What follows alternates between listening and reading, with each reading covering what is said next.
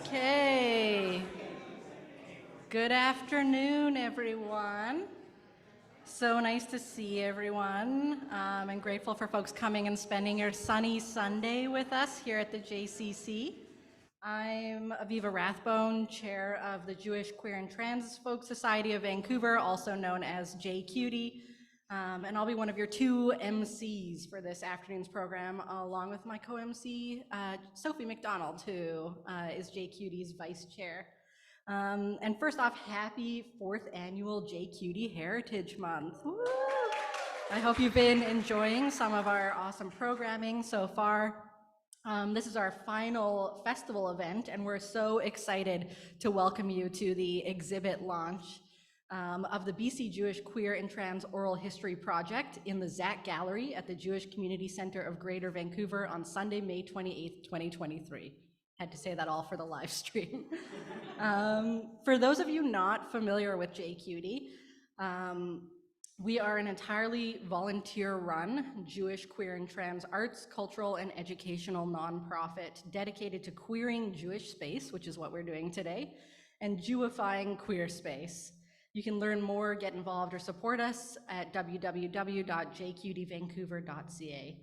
And I'm so excited to see so many folks here. This event has been a long time coming, and on behalf of JQT, we're so excited to be able to celebrate the exhibit with you.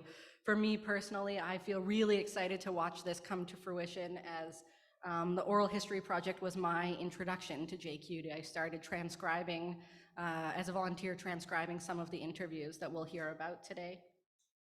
A few housekeeping items. There is a photographer on site documenting this celebration. If you would like not to be photographed, please let Brianne know. Brianne is over here if you want to wave. Let Brianne know. If you could let Brianne know now and not at the end of the event, that will be even better, so that she can avoid photographing you. And as well, if she does catch you, if she photographs you, it would be great if you could smile at the camera, make like you're in happy conversation, that I know you all are. At the end, there will be a group photo with all the project participants, so please don't run away or log off Zoom for folks in Zoom land.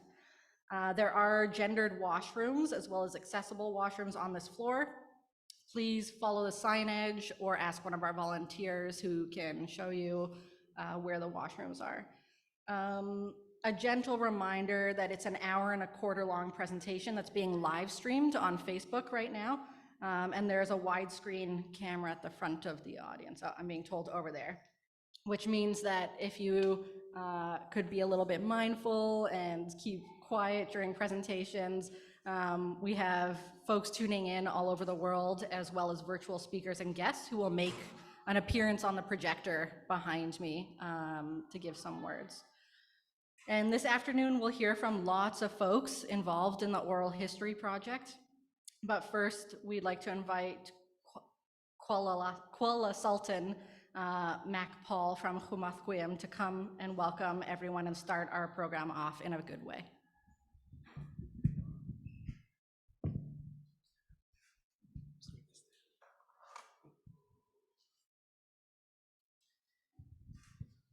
Na siya kwasotin konesqui I tenitzen Chumathquim. Ai tada shkwawan konsi kutsnawa. Nitzen skiltam na siya kwansan klaminam kan sasutu ai kwath kwawan. Amit sap kwat huilam I tana Chumathquima tamoch ta shkamets tasan klaminam kan. Hi everyone, my name is Mac Paul. My ancestral name is Kuala and I'm from Musqueam. I'm super honored to be joining you all today for this really special event on behalf of my community and our leadership to start the day off in a good way by speaking my traditional language, Hunt Kaminam, and to welcome you on the ancestral and unceded territory of the Hunt Kaminam speaking Musqueam people. I just want to raise my hands for all the good work that has gone into this. for having me here. Musqueam didn't have stories of any two-spirit or indigiqueerness, and so me and one of my best friends did a lot of research through Coast Salish territories, or communities, to find those stories, and there wasn't really a whole lot. So that was either because of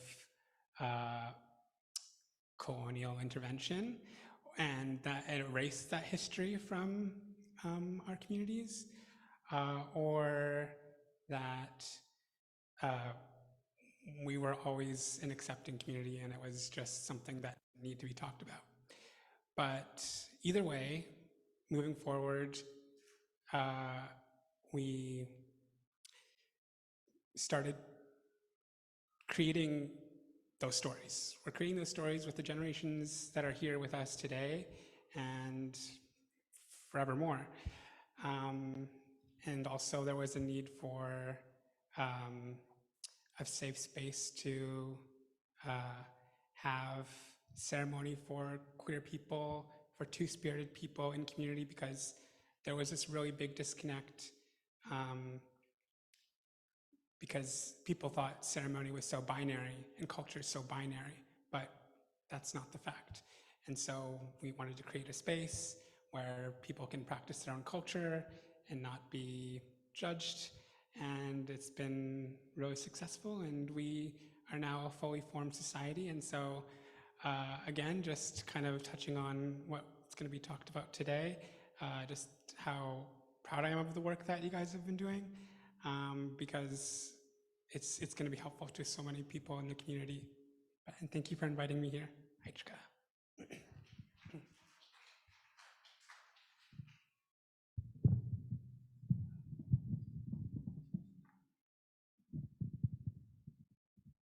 Aichka Kwasselton, for those words and for welcoming folks to today's program, which does take place on the territory of the Hunkaminam Humathwim people, territory that has been rightfully and legally theirs since time immemorial. This land was never ceded, never given up to Crown or any other body through treaty or agreement, and so is stolen in every sense of the word. And I'm reminded of this every day in my job, where I'm lucky enough to work for and with Humathwim and my colleagues like Mac, and hope that as you hear from folks today talking about belonging and connection to place, we keep Humathwim and Hunkaminam speaking peoples and the forcible severance of the connection to their places in the backs of our mind. So to start us off, we'd like to now invite Allison Crystal, Executive Director of the Jewish Community Center, to share a few words. Allison, there you are.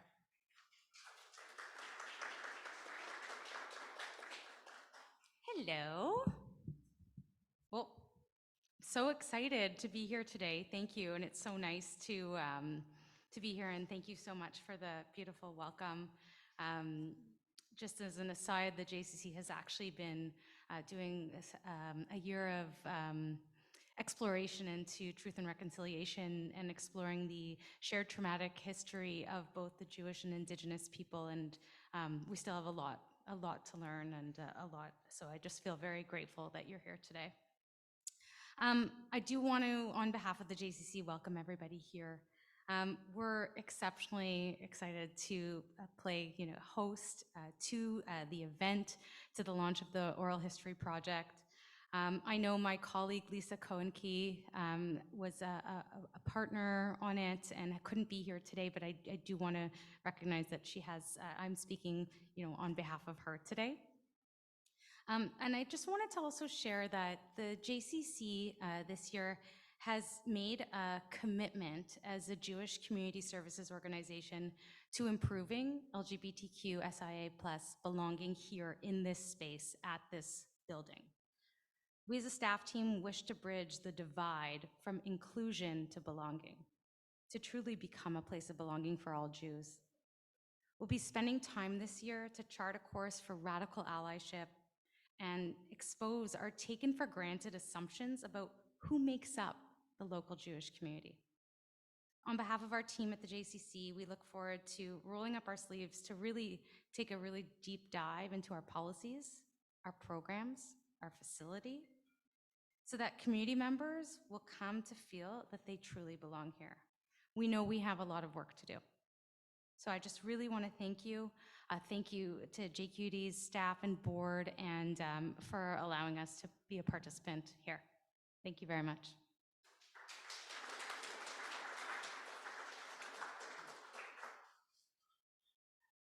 Thank you, Allison. And JQT is looking forward to marching alongside you and the other Pride community partners at this year's Pride Parade. Last year, beg your pardon. There are two Allisons here. And it's been a long week. Thank you, Allison, for those words. JQT is proud to have the JCC, and specifically the beautiful Zach Gallery here at the JCC as an event sponsor for today's event, as well as for past JQT events. We look forward to future collaborations and to continuing to bring queer stories and experiences to the Jewish community with their help. Up next, we're very excited to invite Allison Dunn to the podium. Allison is the co-executive director of the Vancouver Pride Society, and we're so excited to have her here today and to have the Pride Society as an event sponsor for today. Allison.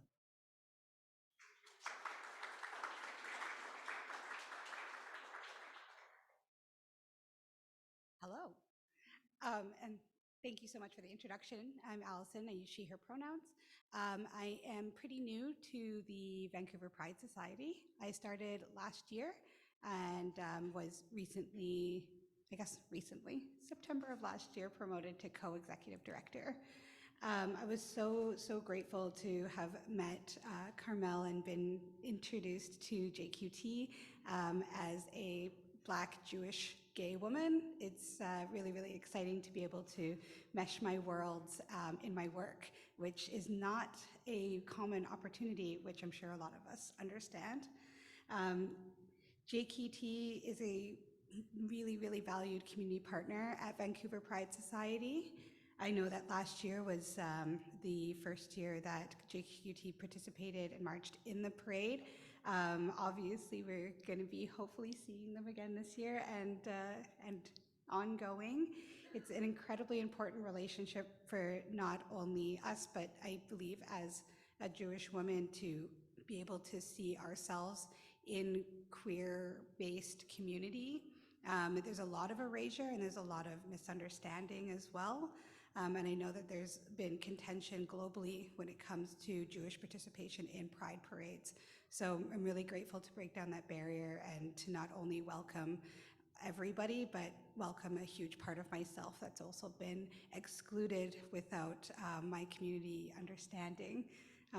One of the things that I do individually is I put together an annual Hanukkah party for this is my favorite gender neutral term, but my goy friends, to help gain some understanding around how even in our left-leaning circles, there's underlying anti-Semitism that we maybe don't completely understand or unpack. So I'm really grateful to be brought into JCC in this space because I haven't had an opportunity to connect as much to our community as I'd like. So this feels like a really beautiful introduction for me on a personal level. This oral history project is so vital and important, not only for everybody to understand, but to bring back oral history. This is a really foundational way of collecting stories, and there is so much colonial violence when it comes to only adhering to the written word. It's really exciting to be able to get people's firsthand perspectives, and we get to see faces and voices in this project that, wow, I got to look at that the exhibition, and the amount of work and labor that went into this huge body of information is just so exciting, and we are all so grateful for those that get to receive it. Something that Pride is responsible for is creating safer spaces for the entire community. As you probably know, that Pride is an entry point for most queer folks around the world. And as that entry point, it needs to be available to everybody. And of course, for us, we have intersecting identities that makes it more difficult to feel belonging. And these efforts and this project is a way for people to see themselves in multitudes and to be able to connect with those that have shared lived experience. That's a huge part of belonging, and that's why representation is so, so important. I just want to say congratulations, Mazel Tov, to JQT for embarking on this incredible project, but also to be publicizing it and for it to be enjoyed by not only our Jewish community, but especially our Jewish queer community. Thank you so much for having me.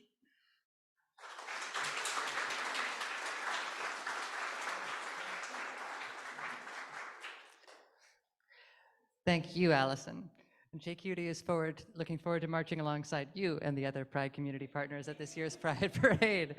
Last year, JQT was incredibly proud to be the first and only Jewish LGBTQ2SIA+ nonprofit to march in the Vancouver Pride Parade. We'd now like to invite Alyssa Rautenberg, archivist, and Carol Herbert, past chair for the Jewish Museum and Archives at BC, to say a few words.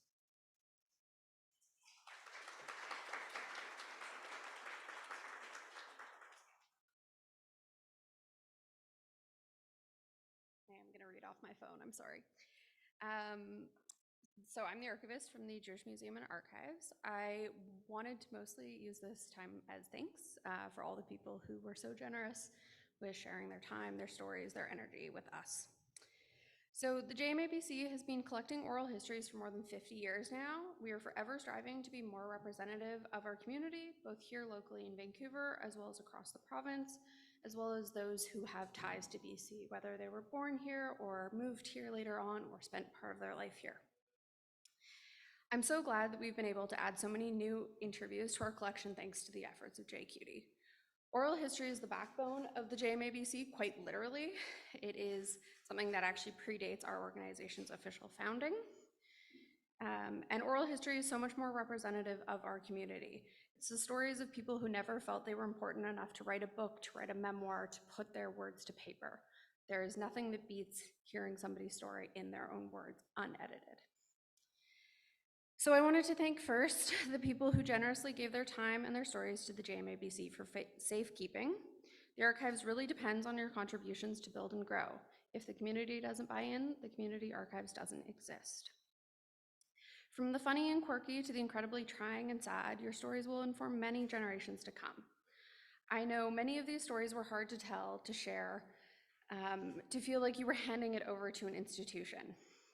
So I honor your generosity and will do so every time we use those interviews for decades to come. To JQT as a group, thank you for partnering with us, sharing your network, and using it to expand our archives. Thank you to the volunteers who came to interview training and everyone who transcribed interviews after the fact. That work is especially exhausting, I know it. Better than anyone else, JQT as a group can vouch for how important these stories are to share. Lastly, I specifically want to thank Carmel, who came to the JMABC asking what we could do to queerify this Jewish space, and getting our ball rolling from there. We spent a lot of hours reworking the questions, talking about privacy, trauma, and just how to invite people in and make them feel welcome in an institution with 50 years of history. I appreciate the care with which she approached each and every single life story, each interaction, even the people who didn't want to be interviewed, the people who didn't actually want to volunteer with us. That was energy that we could not have done without Carmel specifically. Turning a collection of oral histories into a digestible exhibit is no small feat. Everyone's story is distilled into bits and bytes on the internet. That part, in fact, is actually really not my specialty as an archivist. I specialize in the whole record, not a 5-minute clip of it. But let's be real, almost nobody wants to listen to 33 oral histories from beginning to end, even myself. So that's why we're here celebrating the exhibit that JQT has put together now. I hope this project is just the tip of the iceberg and we get to record many more stories in the future. And now Carol Herbert. Thank Thank you very much. I'm the past president of the Jewish Museum and Archives of BC. The current president is sitting in the audience, Daniela Givon. I had the pleasure of watching this project be nurtured and grow over the last several years. And I want to start where you left off by thanking Carmel for her amazing vision and creativity that she brings to everything she does, but to this project in particular. It was instrumental that there be someone that actually understood the whole and could unpack the parts. And it was very, very important, certainly to us as the partner organization, as we created, again, this additional, incredibly important set of oral histories that have added to the plethora of histories that we have for our community. The Jewish Museum and Archives of BC, also like many other organizations in the community, really was pretty much Vancouver and kind of 41st and Oak centric, if you will. And we've put a lot of effort in the last few years into becoming much more inclusive, much more diverse. And that word be is very important, the additional be, the belonging, to making us a place where other people who identify as Jewish could see themselves as having their history preserved, because that's why we exist. We exist to preserve history and then to bring that history back as programs and projects into the community, often in partnership with organizations where they take the lead, as is the case here. And again, we're the repository. We will carry those stories forward and save them for posterity, and they'll be available. Turning those stories into what I've had the chance to preview into the project that you're going to be able to see this afternoon is an amazing feat. The stories come to life, the people come to life, the themes come to life. It has personal connection for me. We have family who have been participant in trying to advocate for the queer community for many years. Some of you may know my former husband, Alan Herbert, who died just a couple of months ago, and Alan was instrumental in the establishment of Pride Society and worked very hard at a time when there wasn't much space for people who were different. And it's changed here in this community, and I'm really glad for it. And there's room now for our children, our grandchildren, and other people that we all have in our lives. And I want to emphasize that this is a project for everybody. It's a project for Jews, it's a project for queers, it's a project for Jewish and queer people. It's a project for people, so that we understand that our community is much broader than we ever thought it was before.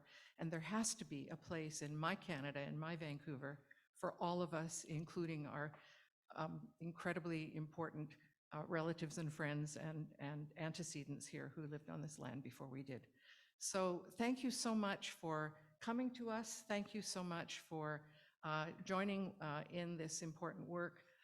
We'll really be interested to know how you feel about the project as you look at it. Give us feedback, because I think we're always interested in how do we turn those stories into something that lives for the people that are in fact looking at the work, and that you can take that away and have that be something meaningful to you as individuals. Again, thanks to Carmel, thank you to your board, and to all of those who shared their life stories.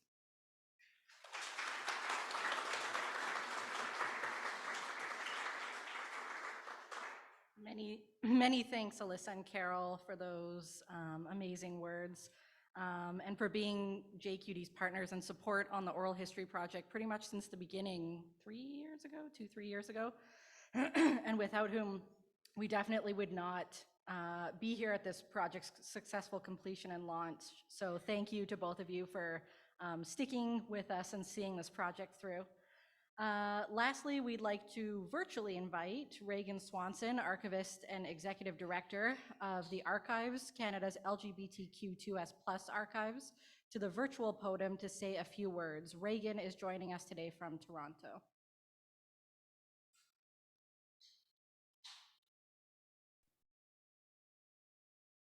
Good afternoon, everyone. My name is Reagan Swanson. I use she, her pronouns, and I'm the executive director at the Archives here in Toronto. I'm very grateful to be joining you today and to be able to offer the support of the Archives towards this project and towards this exhibition launch. For you, those of you who don't know, the Archives was established 50 years ago to aid in the recovery and preservation of LGBTQ2+ histories.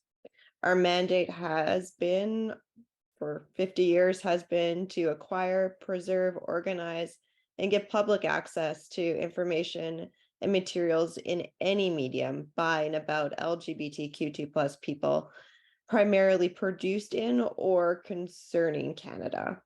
So we have a wide collection that we're grateful to be able to share both in person here in Toronto, but also online. And the pandemic has shown us, even in greater, I guess, in greater detail, just how much being able to share our collections online, just how important it is to community. People who can't come into the space and people who, need to be able to do this on time that, isn't necessarily the 9 to 5. The importance of having collections online and making them accessible to community is so important. We're happy to be a sponsor for this event, and we look forward to working with JQT in the future. I hope that we will be able to collect more stories and more histories along the way. We look forward to collaborating in the future. And I really hope that you folks will be able to explore all of the stories that were collected. Oral histories are such an important part of our archive and many others. And we wish you all the very best out in BC and wish I could be there. And I hope you have a wonderful event. Thank you very much.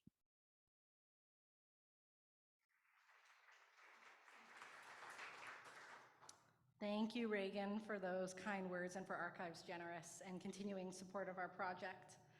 Okay, now the part that we're all here for. We're going to invite Carmel Tanaka, founder and executive director of JQT, to the podium to speak about the Oral History Project. But before we do, I wanted to say a few words about Carmel.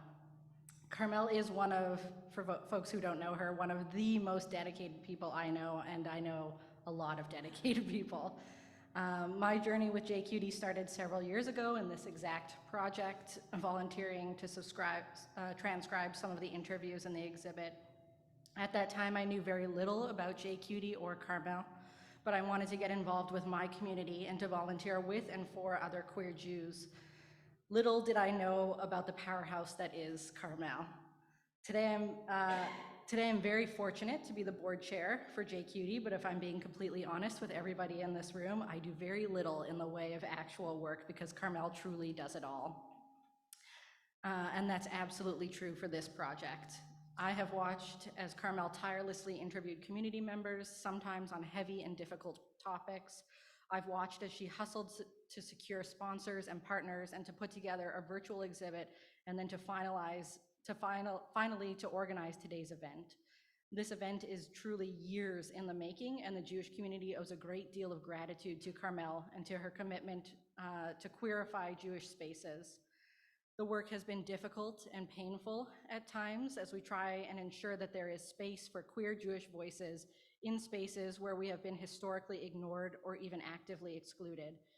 That work is still very much ongoing today and is far from over, but we are watching change happen ever so slowly, as is evidenced by today's event. And with Carmel as our fearless and tireless leader, we're ready to keep moving forward. Yasher Koach, Carmel, and I'm so proud to be just a small part of all the amazing work you do. So please welcome Carmel to the podium.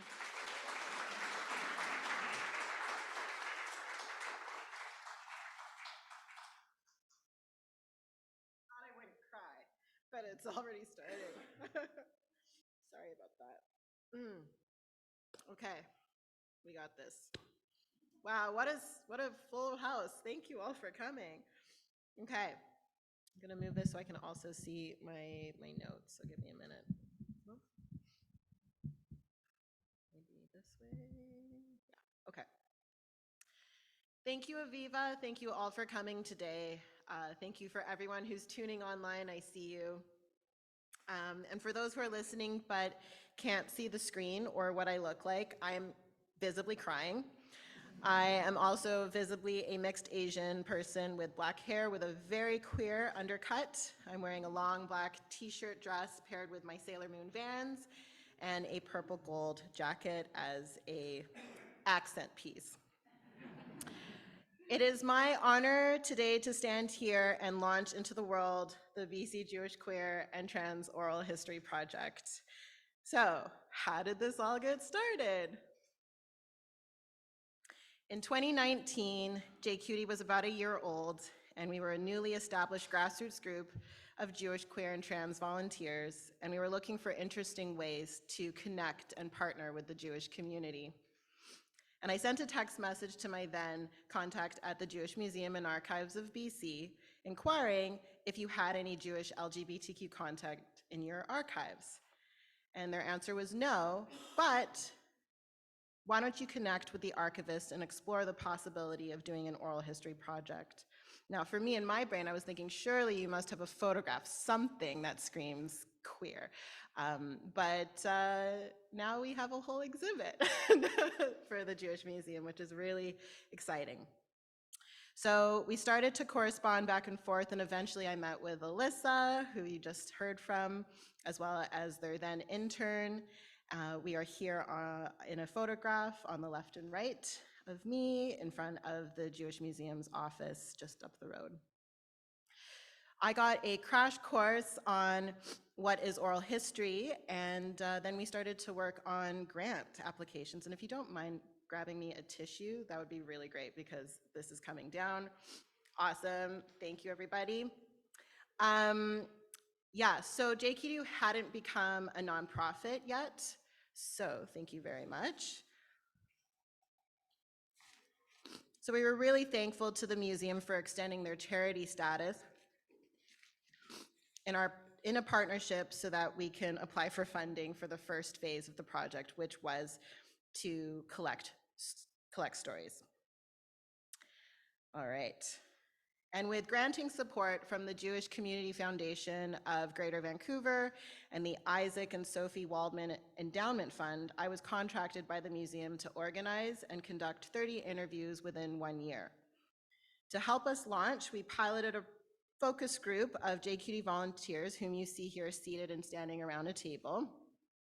And this was a pivotal learning session for everyone involved. We received training on oral history best practices, and we were able to give feedback on the museum's standard questionnaire, which did require some massaging to fit the LGBTQ demographic we were about to interview. We were all about to send out invitations when the pandemic hit.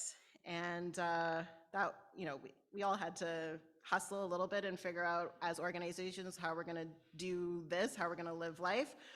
And so we did have to redesign the structure of how we collect the stories. It was originally going to be audio in people's homes, but then came Zoom, a brilliant technology that really helped us.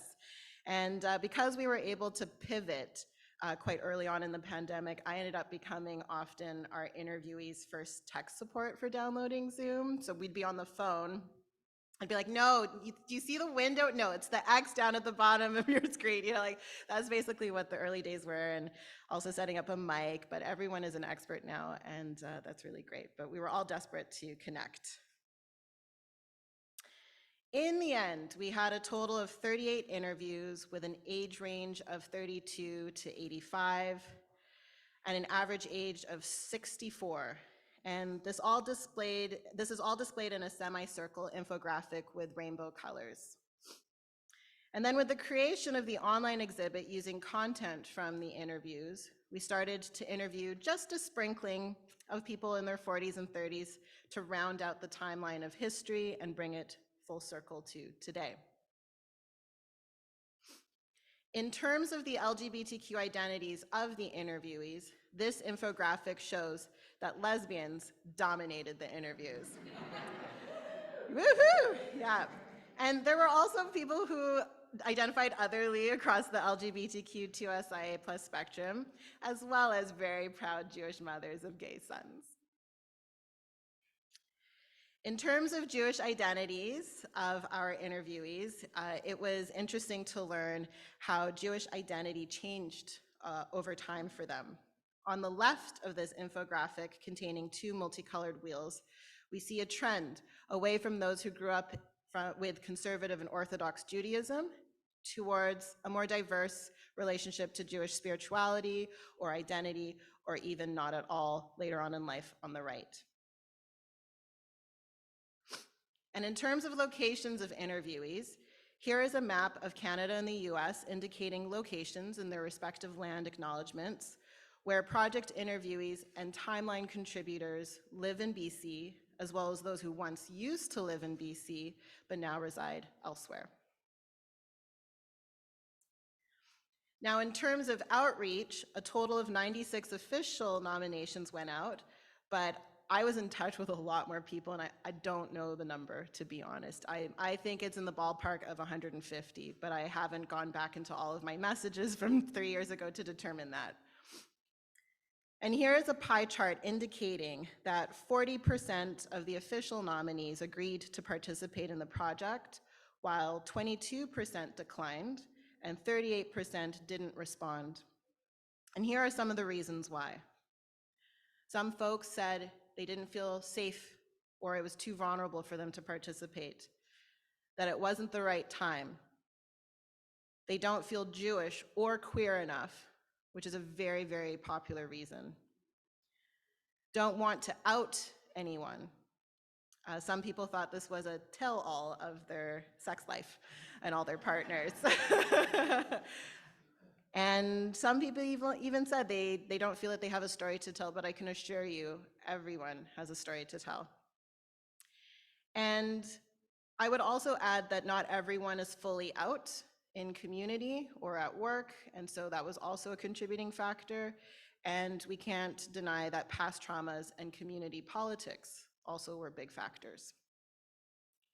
Now, all of these statistics that I just whizzed through are all available on our online exhibit, so you don't have to, memorize it now.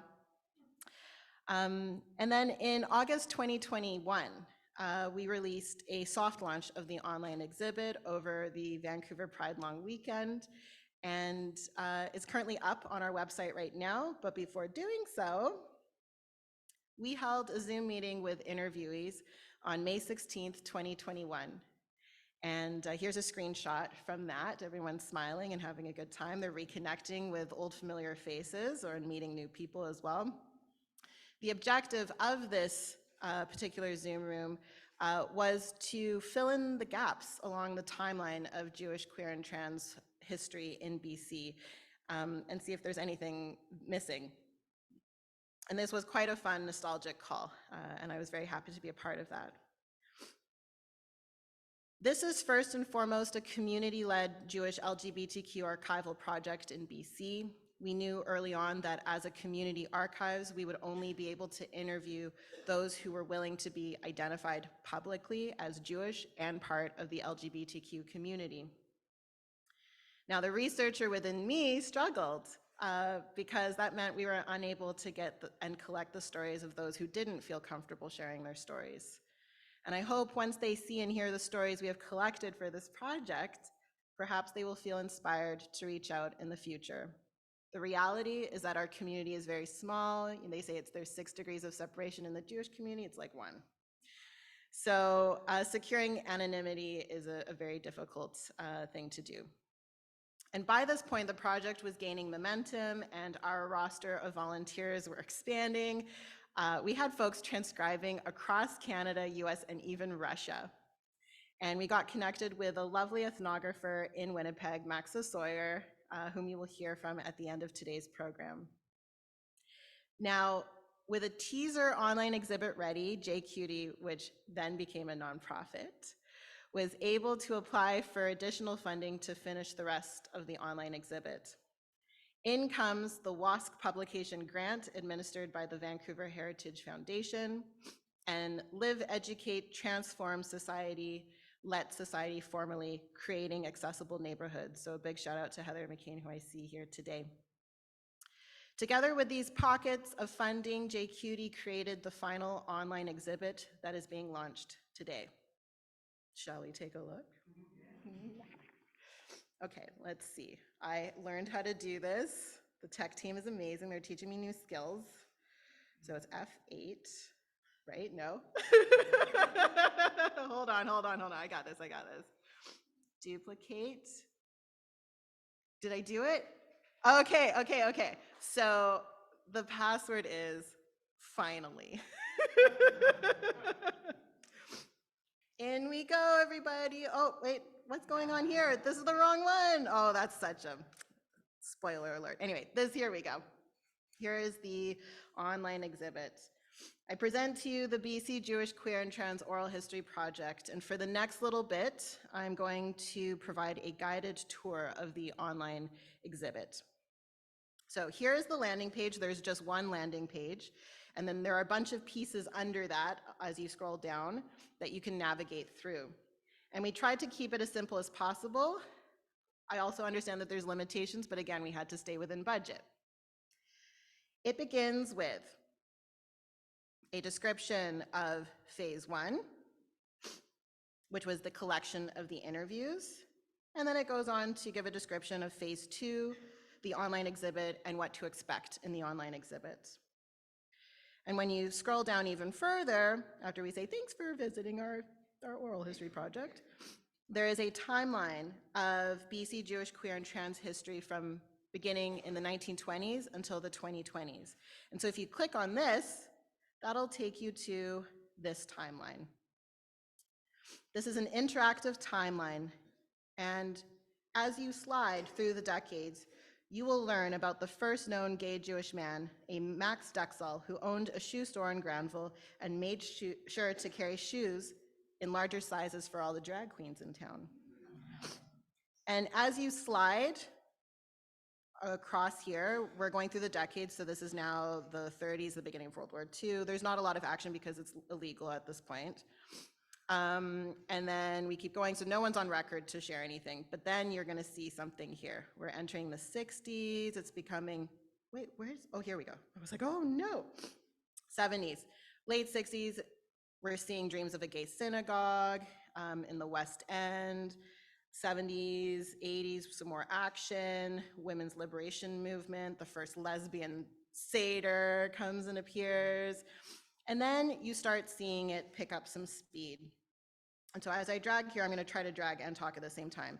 It chronicles the split among rabbis on same-sex marriage across the various denominations.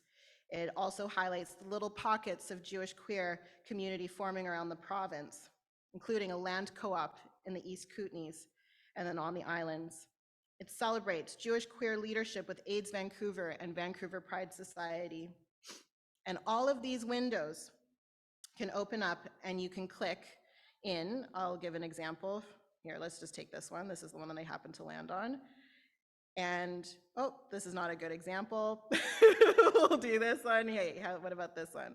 No, also not good. Maybe this one. I just want to show you, yes. So you can click in, and then if there's a button here, that is to definitely look for more information. You can nerd out for hours and hours if you really want to on this timeline alone.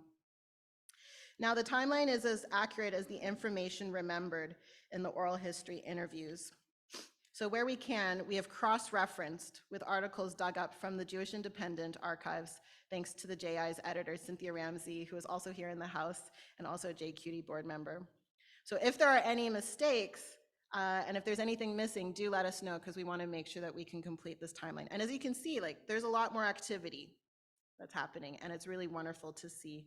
And now we are now at the 2020s. So that concludes the timeline. That in and of itself is a joy to look through.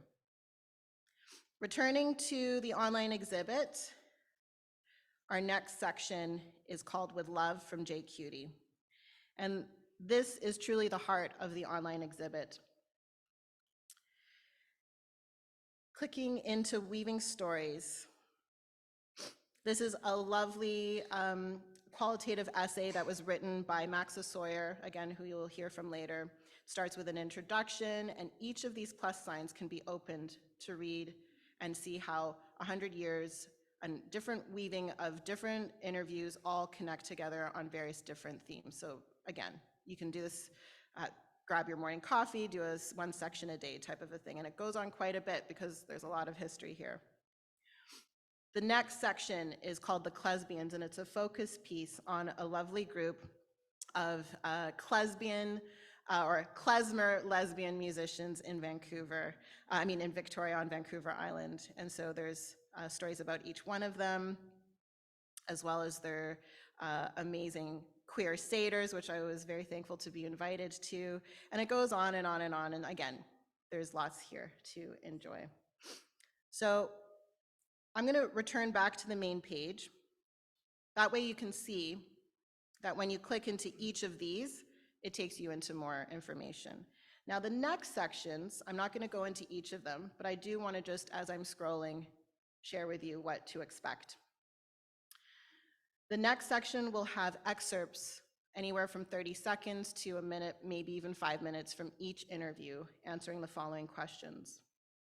What has been your experience of being LGBTQ in the Jewish community? And the reverse. What has been your experience of being Jewish in the LGBTQ community? How do you feel the Jewish community can be more inclusive and welcoming towards LGBTQ Jews? And the reverse. How do you feel the LGBTQ community can be more inclusive and welcoming for LGBTQ Jews? And to conclude, how do you celebrate your Jewish and LGBTQ identities? What have you learned in life that you would like to share with us? And I got a hot tip from a journalist that said to me, "Do you have anything else that you'd like to add to this interview?" And it was a proud moment when said journalist smiled and laughed, because this time it wasn't me being interviewed, it was him. And then, of course, there's the life lessons and there is the Jewish goodbye, because when you ask that question, trust me, a lot more stuff comes out, and that's usually the juiciest parts of the interview. And for me personally, I am just so thankful for the wisdom and resilience of everyone, and very honored to spend time with each and every one of these beautiful souls. So I'm gonna play some samples. Here we go, in life lessons. And I hope Sid is tuning in from the island, because this one's for you, love. One of the things that I've had to learn is to follow my heart, to believe that it is good and true and right. And if it goes against everything that everybody else wants you to do, that doesn't make it bad. It just means it needs to be your heart. I think I'm a good person and I try hard to help others, and I try hard to participate in the repair of the world as we should. I try and do, when I can, a mitzvah here and there, and in the true sense of it, in that I'm not expecting anybody to even notice that I've done it, let alone have it bring glory or even a modest thank you. It's something, it needs to be done, it's right. And that comes from your heart. It doesn't come from outside. So I think that would be kind of it. It's a tough journey, but it's worth it. So that's Sid. And then from the Jewish Goodbye, I'm going to play 2 videos. We've got the first one. Somebody is in the house as well for this. I've never been interviewed in this way, and it's been really pleasurable for me to talk about my life as if, you know, my life matters and my experiences might matter to other people who might hear this interview, or even to you. It's nice to be in that light and to feel relaxed in my ability to think clearly, not censor what I'm about to say, and just have this quiet time to reflect over all the years that I've lived, situations I've been in, people that I've known, family, friends, endeavors, disappointments, changes, the whole bit. What a life. and it's great to talk about it all at once. I'm sure I'll sleep well tonight.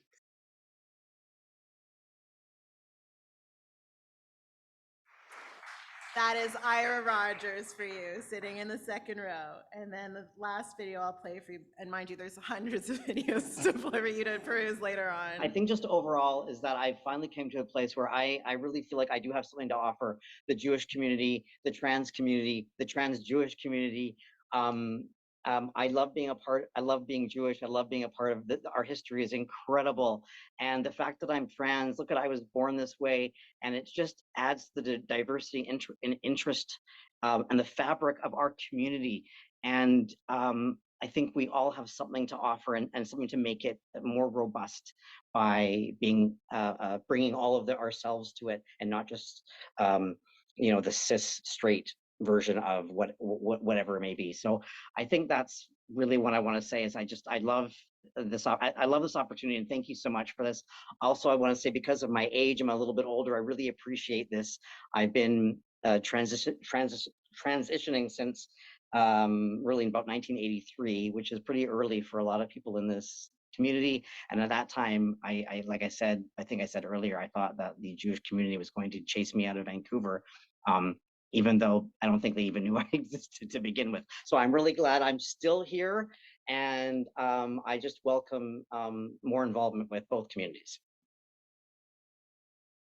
That's Mark, and shout out to Mark, who's currently in the UK.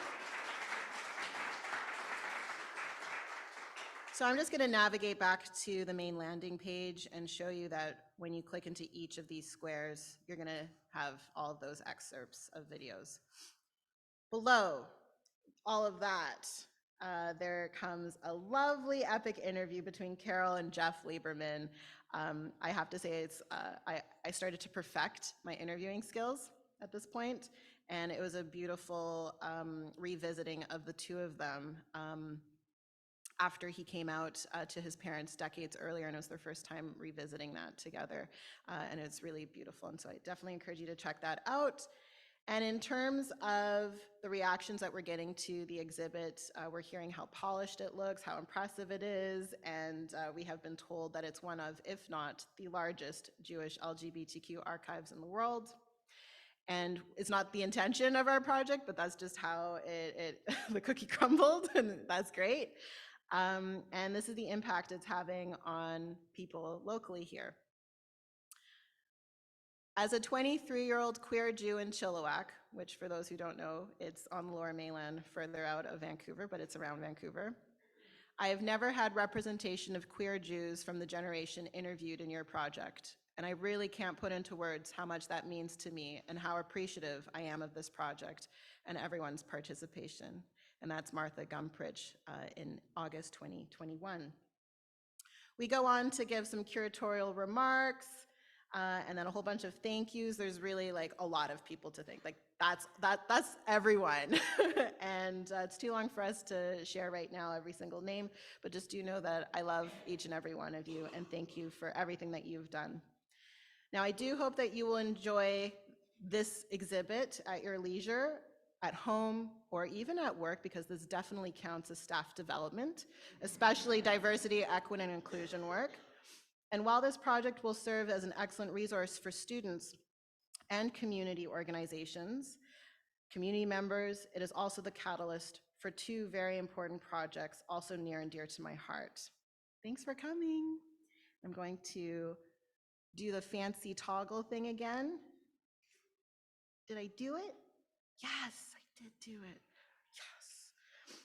Okay, so here we go. On the left is our joint initiative with JFS Vancouver, JFS Jewish Family Services. It's called Twice Blessed 2.0, the Jewish LGBTQ 2SIA Plus Initiative, and our 2022 final report of our needs assessment. We learned during an interview for the oral history project that Jacqueline Walters, who was then a counselor at then JFSA, rebranded to JFS, that a community needs assessment called Twice Blessed was conducted in 2004. And we were able to compare data points to get a sense of what has and hasn't changed in the past 2 decades. There are 13 calls to action, and a copy of this has been delivered to all the mainstream Jewish organizations in town. There are a couple copies at the back of this room, so I definitely encourage you to take a gander. And it's also available online at JQT's website. Now, Jacqueline flew in all the way from Salt Spring Island just to be here today, and I'm very thankful for her presence and guidance. Where are you? Yes, there you are. Now, yes, a big round of applause. Now, the image to the right, also during these interviews, we began to hear firsthand the fears of our community members when it comes to aging, particularly homophobia, transphobia, and anti-Semitism upon entering assisted living and long-term care. This led to the creation of the JQT Seniors Initiative, a community response network, and this initiative just released a seniors resource guide, basically a report card on what you can and cannot prepare for as you get older in the Jewish community, in the LGBTQ community, and in the healthcare system in BC in 2023. I definitely recommend that you also check this out, also available on our website. Now, this resource guide concludes with a chapter on dying and death, and one does not need to be old to die, especially in the queer and trans community, which is why the information in this guide is relevant for people of all ages. Over the course of this project, we have already lost 2 participants, Ruth Simkin and Alan Herbert, and here are 2 pictures of them reminiscing about their lives, both featured in local news for their activism. May their memories be for a blessing. And this is why we pushed so hard through all the obstacles in our way so that we could collect stories while we still could. And we understood the urgency of this project, which has been nothing short of blood, sweat, tears, pure joy, and pride. The time of celebration of LGBTQ Jews in Jewish spaces was needed a long time ago, and today we mark this milestone achievement with honoring our elders and participants of this project of voices past and unheard. At this time, I would like all the interviewees of the Oral History Project who are physically here in this room to please stand up if you're able to, and to please continue standing.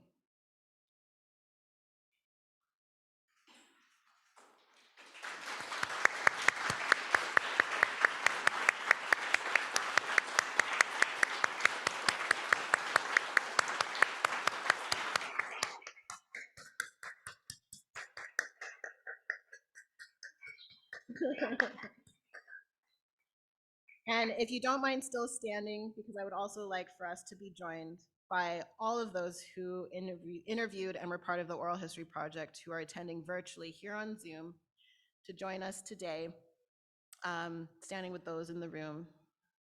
Please wave to everybody. Oh my gosh, I love all of you.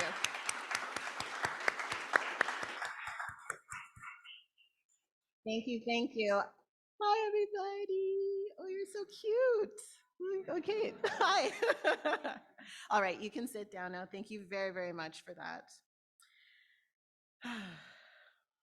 Thank you for everything, especially for paving the path for an organization like JQT Vancouver to exist today. The link to this online exhibit will go live tomorrow for you all to share and enjoy at your leisure. Thank you.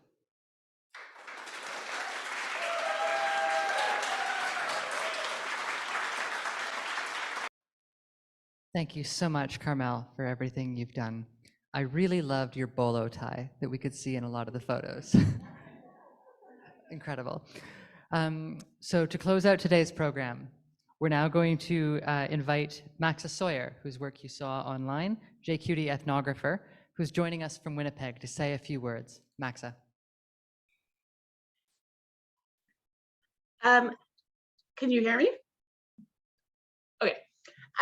Thank you for introducing me, and thank you to JQT for allowing me to be part of your organization. I started in Toronto and now I'm in Winnipeg. I'm honored to be able to listen to all your stories, and I did listen to all of those 30 interviews and I loved every minute of it. And I'm honored to be allowed to interpret them into a narrative of 100+ years of Jewish queer history in BC. Working on this project has been an incredible life-changing experience, and I hope experiencing the interactive website that this wonderful group created will have the same effect on those viewing it. Both Judaism and queerness require you to be proud of who you are and to not let anyone else define you, put you down, or push you around. JQT Vancouver could not have existed without the work and lived experiences of the people featured in the Oral History Project, as well as the work of many others who have not been featured. The earlier the weight of queerness can be lifted off a person's shoulders and replaced with a culture of queerness, the easier it may be for that person to develop their own sense of self in a loving and accepting way. By telling the story of Max, who crew synagogues in the early to mid 20th century, the stories of the feminist satyrs, queer Jewish weddings and transition ceremonies, and the presence of queer Jewish organizations, we are sharing a queer and trans Jewish culture that has and will continue to exist in British Columbia for over a century. For the people featured in this project, the world is very different now than it was when they were growing up, when they were young adults, and even from 10 to 15 years ago. Things that are happening now are things that they would have never been able to imagine. People in this project have expressed that they want their community and culture that they cultivated in the 60s, 70s, 80s, and 90s to be the queer Jewish culture that they cultivated, to be respected and honored, and to be included in the contemporary queer culture. These queer Jewish communities have contributed and continue to contribute so much to the Jewish community, the queer community, and the global community. To the over 30 people who were interviewed, to those who were not interviewed, to those who are inspired to be interviewed, and to everyone in the in-person room, in the virtual room, to everyone who wants to be in the room, we honor you and all that you have contributed to the LGBTQ+ community, the Jewish community, and the global community. By telling queer and/or trans Jewish stories, we hope to share with people and their families, biological and chosen, who are struggling with and/or celebrating their intersectional identities, that there is a rich Jewish and queer and/or trans culture in BC. We hope that people feel seen by reading histories that reflect multiple aspects of their identities. These stories are stories of queer and Jewish pride. We honor the struggle of the elders who fought to make queer and/or trans bodies legal in public and in Jewish spaces. We celebrate people who have changed how we see the possibilities of our identities and show the progress that has yet to be accomplished. We acknowledge the stories that have yet to be told and the identities that are not represented by virtues of the limits of this project. We hope that the stories we have recorded are only the beginning and that the voices herein allow people to feel represented and inspire them to tell their stories. Thank you again for allowing me to be part of this project.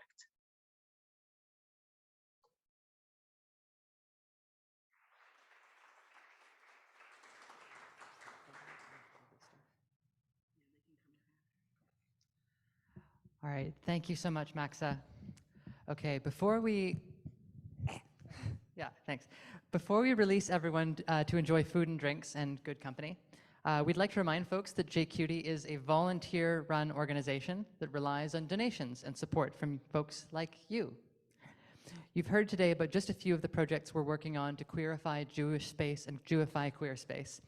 I think you'll all agree this work is important, not only for the community, the queer community, but for the Jewish community.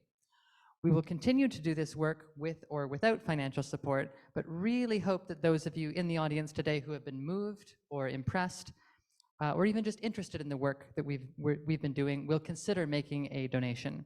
JQT Secretary Tamir Klarsfeld, waving in the beautiful purple shirt, is sitting at the back next to our tzedakah box, and ready to process your donations. So please visit our website, jqtvancouver.ca, to learn more about the work we're doing, to donate, or to get involved. We're going to thank a couple of people, but after we say some thank yous, we would like to ask all the participants and anyone involved in the project who's in the room to meet Carmel up here by the projector for a group photo along with those on the Zoom call, so don't log off. Also, I think Jay Beer is still here, and I haven't seen you since you changed your hair color. It's beautiful.